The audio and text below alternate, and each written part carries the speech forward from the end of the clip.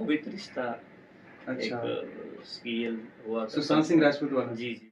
तो उनके साथ मतलब काम करने का अनुभव कैसा था आपका? वो चाहे तो मुझसे बात न भी कर बात दे, ना भी क्या करते। फर्क पड़ता है। जर्नी हिंदी से भोजपुरी में कैसे टर्न हुई? श्रीवास्तव जी, वो पहली फिल्म थी उनकी, शायद ये दूसरी थी। उससे पहले उन्होंने म्यूजिक वीडियो की। और जैसा कि रितेश पांडे सर के साथ आपने बनाया था पेपर बॉय। रितेश जी, सबसे अच्छी बात है कि वो एक बहुत अच्छे और सुलझे हुए इंसान। हेलो दोस्तों, नमस्कार। मेरा नाम है मनीष और आप देख रहे हैं लेंस लीला। हमारे साथ में जो बैठे हैं किसी परिचय के मोहताज नहीं है, national award winning director Shri Dhiru Yadav sir.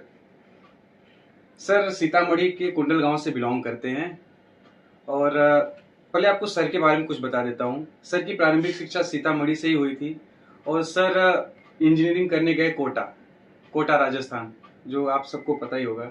तो सर आप हमें बताइए कि आप पढ़ाई में आप इतने अच्छे थे, आप कोटा गए इंजीनियरिंग करने, वहां से फिर आप फिल्म इंडस्ट्री में कैसे आ गए? क्योंकि ऐसा होता है कि हमारे मिडिल क्लास फैमिली की जो होता है, जो माँ बाप भेजते हैं पढ़ने के लिए, मेरा बेटा कुछ करेगा, इंजीनियरिंग करेगा, डॉक्टर बनेगा, इंजीनियर बनेगा, फिर आप वहां से फिल्म इंडस्ट्री में आ गए, ऐसा क्या था? देखिए, जो एक कहानी है, कुछ तो किस्मत भी होता है और कुछ खुद का भी इच्छा था।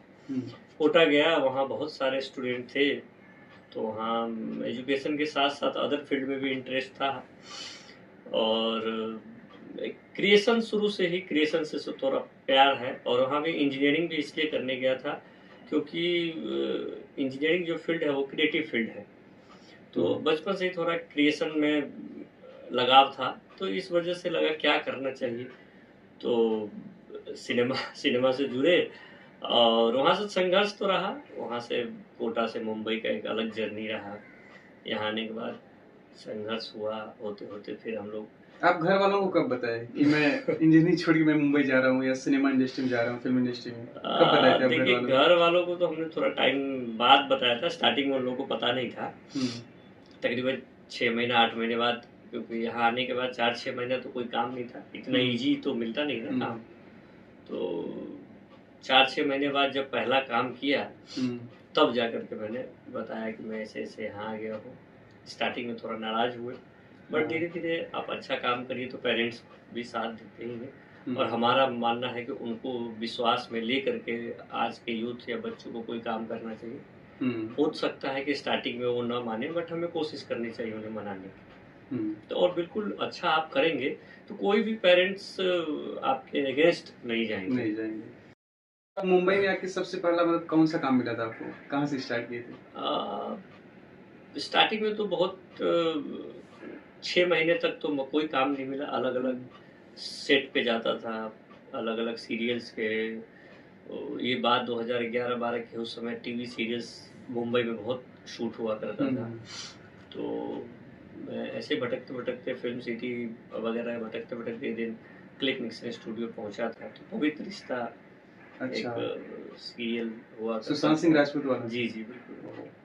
तो वहाँ एज ए असिस्टेंट डायरेक्टर मुझे काम मिला था। उसके बाद फिर जर्नी प्रारंभ हुई।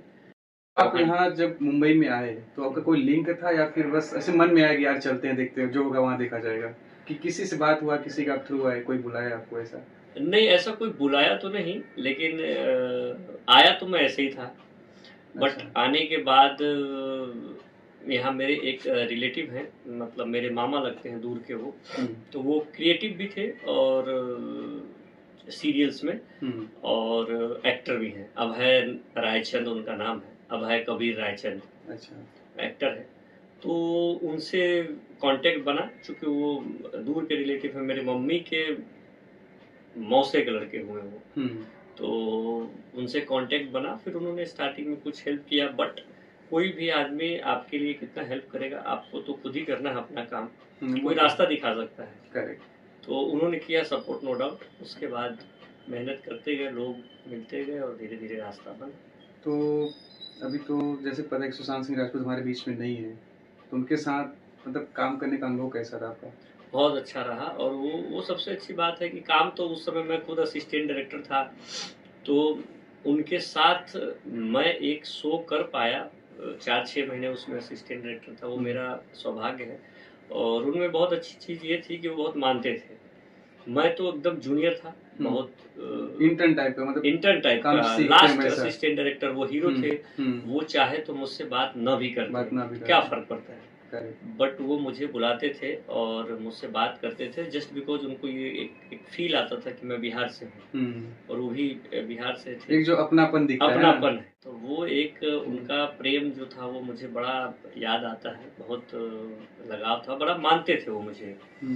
मतलब जस्ट बिकॉज उस समय मेरी एज बहुत कम थी, मैं 17-18 साल उस समय उम्र रहा होगा और सबसे यंग था यूनिट में और डायरेक्शन टीम में। अच्छा। तो उस लिए भी कुछ गलतियां भी होती थी तो डांटते नहीं थे, चलो कोई बोले कोई बात नहीं है, अरे बच्चा है। तो वो उनका बहुत बहुत सारी यादें हैं। उनकी कोई ऐसी बात जो आपको याद हो? वो एक बात कहते थे, हालांकि वो खुद के लिए कहते थे कि धीरू मैं छोटे पर्दे का हीरो नहीं हूँ, मुझे बड़े पर्दे पे जाना है। और अच्छा। वो गए भी, और वो ऐसा गए कि कमाल, मतलब आप देखिए उनकी एंट्री क्या कमाल हुई थी, काय पूछे, उसके बाद धोनी, बहुत सारी फिल्में उन्होंने की। MS धोनी फिल्म में तो सर पूछे मत, क्या उसमें उन्होंने लगता किरदार ही नहीं। निभाया है। तो तो फिर मैं क्या, पूरी फिल्म इंडस्ट्री, पूरा बिहार उनको मिस करता है और करेगा आजीवन। करेगा सर। तो जब आपको पता चला कि अभी वो हमारे बीच नहीं रहे तो फिर? अरे उस समय तो बड़ा बहुत लॉकडाउन का समय था और